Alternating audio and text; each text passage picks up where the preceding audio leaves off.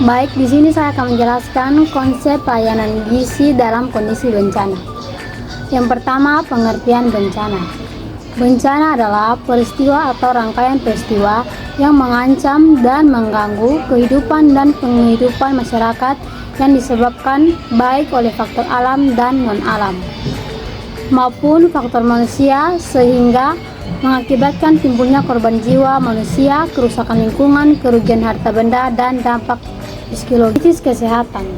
Krisis kesehatan adalah peristiwa atau rangkaian peristiwa yang mengakibatkan timbulnya korban jiwa, korban luka atau sakit, pengungsian, dan atau potensi bahaya yang berdampak pada kesehatan masyarakat yang membutuhkan respon cepat di luar kebiasaan normal dan kapasitas kesehatan tidak memadai.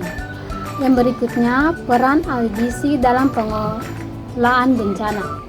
Penanganan gizi berperan penting dalam penanganan bencana dan krisis kesehatan untuk mempertahankan status gizi masyarakat dan mencegah risiko kesakitan dan kematian akibat kekurangan gizi khususnya pada kelompok rentan. Yang pertama, meningkatnya risiko kematian pada anak dengan gizi buruk. Yang kedua, masyarakat umum menjadi rentan terhadap masalah gizi apabila dampak bencana terjadi secara berkepanjangan. Yang ketiga, pencegahan dan penanganan masalah gizi yang tidak tepat saat situasi bencana dapat berakibat pada gangguan pertumbuhan dan perkembangan anak. Selanjutnya, pentingnya pelayanan gizi saat bencana. Yang pertama, makanan dan minuman. Kebutuhan dasar manusia harus tersedia sesuai kebutuhan tubuh. Yang kedua, 8 jam setelah bencana, masyarakat mulai merasa lapar dan haus. Makanan siap saji, roti, biskuit, kue kering, air mineral, kemasan, buah yang tersedia. Yang ketiga, dapur umum dan pengungsian atau huntara atau huntap tersedia makanan yang bersih dan sehat. Kebutuhan gizi, kalorinya karbohidrat, protein, lemak, vitamin, mineral, dan air. Kalori makanan biasanya rata-rata sekitar 2.500 kalori. Standar pelayanan operasional atau SOP gizi di bencana. SOP pelayanan gizi di pengungsian. Yang kedua, SOP di rumah sakit dan puskesmas perawatan. Yang ketiga, SOP di Dinkes provinsi dan kabupaten atau kota. SOP gizi di pengungsian. Yang pertama, menghitung kebutuhan gizi, kalori, protein, lemak, vitamin, mineral, dan air untuk A. Makanan massal, B. Makanan bayi dan balita, C. Makanan ibu hamil. Yang kedua, menyusun menu 10 hari sesuai bahan makanan. Yang ketiga, mengukur antropometri dan menilai kelompok rentan.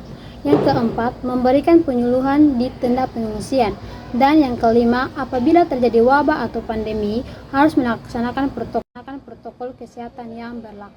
Yang kedua, SOP gizi di rumah sakit atau puskesmas.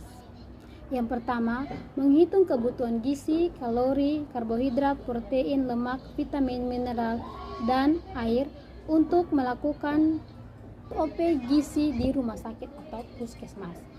Yang pertama, menghitung kebutuhan gizi, kalori, karbohidrat, protein, lemak, vitamin, mineral, dan air untuk yang pertama, makanan diet tertentu sesuai penuntun diet. Kedua, makanan balita dan bayi. Yang kedua, menyusun menu 10 hari sesuai bahan makanan. Yang ketiga, menyiapkan bahan makanan. Yang keempat, mengelola makanan. Yang kelima, menyajikan makanan. Yang keenam, mengevaluasi. Yang ketujuh, membuat laporan. Yang kedelapan, membuat konsultasi gizi kepada pasien dan keluarga.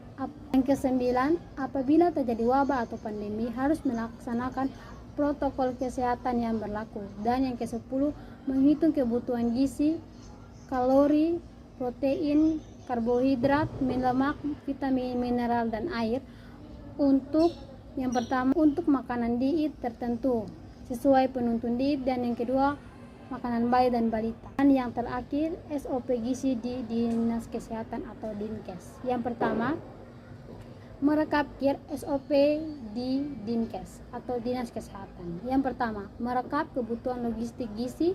Yang kedua, berkoordinasi dengan LS atau LP untuk pemenuhan logistik gizi. Yang ketiga, menyusun laporan kegiatan gizi. Dan yang keempat, apabila terjadi wabah atau pandemi harus melaksanakan protokol kesehatan yang berlaku. Terima kasih.